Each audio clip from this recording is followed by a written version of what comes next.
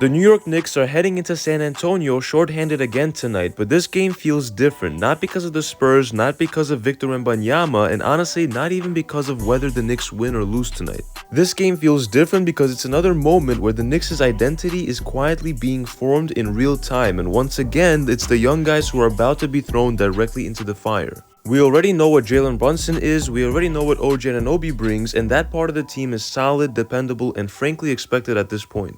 What's becoming more interesting by the game is how Mike Brown and his staff are handling the rest of the rotation while this team continues to deal with injuries. Mitchell Robinson is out, Josh Hart is out, Landry Shamet is still rehabbing, Ariel Hukporti is questionable, and when those guys are missing, the Knicks do not have the luxury of hiding anyone anymore. Minutes have to go somewhere, and lately they have been going to players who were not supposed to be part of the nightly conversation this early in the season. That's why this matchup against San Antonio matters more than people think. The Spurs are young, long, athletic, and chaotic. They do not play clean basketball, they do not play predictable basketball, and they play fast, they gamble, they attack space, and of course, they have Victor Wembanyama lurking behind everything.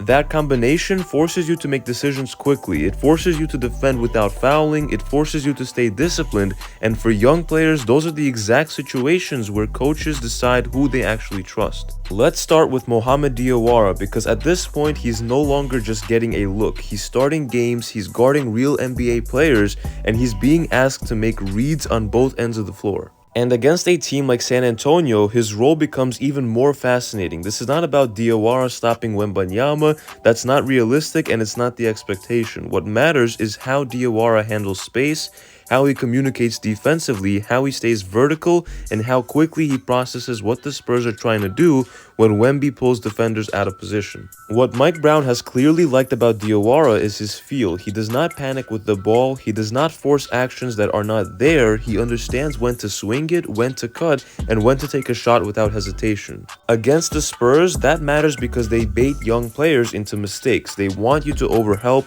they want you to rush, and if Diawara can stay within himself in this environment, that's another quiet, trust-building game, and those add up fast. Then there's Kevin McCullar Jr., who continues to look like someone that Mike Brown is genuinely comfortable throwing into uncomfortable situations. San Antonio is missing Devin Vassell tonight, and Stephon Castle is questionable, so he might not play, which means that their wings are going to be aggressive by necessity. That's where McCullar comes in. He rebounds, he defends, he hustles, he cuts, and he does the annoying things that do not show up in the highlights but absolutely keep you on the floor. This is the kind of matchup where hustle is not optional. If you don't bring the energy, the Spurs will run you off the court. McCullar does not play like someone who's grateful to be there. He plays like someone who expects to belong. That matters. Coaches feel that, and when the game gets sloppy, and this one probably will at some point, players like McCullar are the ones who stabilize things without needing plays called for them. If he shows that again, it becomes harder and harder to justify shrinking his role when the roster gets healthier.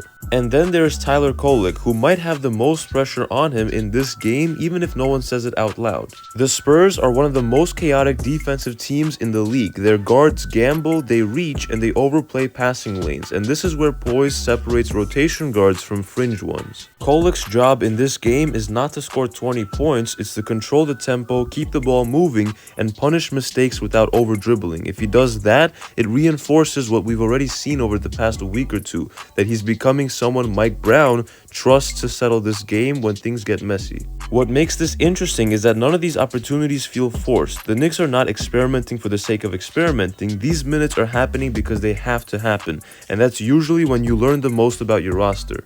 Mike Brown is not handing out minutes based on draft status or contracts, he's rewarding execution, effort, and awareness, and that's why only one young player did not see the floor last game, and you guys know who that is, Mohamed Diawara, while others continue to earn more responsibility. This is also why this stretch matters beyond tonight. The Knicks are building a reputation as a team that survives adversity without losing its structure.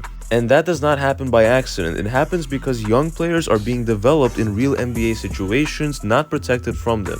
San Antonio is a perfect test case. If you can stay disciplined against their length, movement, and unpredictability, you can survive against just about anyone. And right now, the Knicks' identity is forming around resilience, adaptability, and trust. Trust from the coaching staff, trust between teammates, and trust that the system works even when the lineup changes. And games like this are where that trust either grows or gets exposed. Someone will leave this game with more confidence from the staff, someone might lose a little ground. That's how it goes in the NBA when minutes are up for grabs. So when you watch this game tonight, do not just watch the score. Watch who closes the quarters, watch who communicates on defense, and watch who Mike Brown looks at when things break down. Those moments tell you more about the future of this rotation than any box score ever will.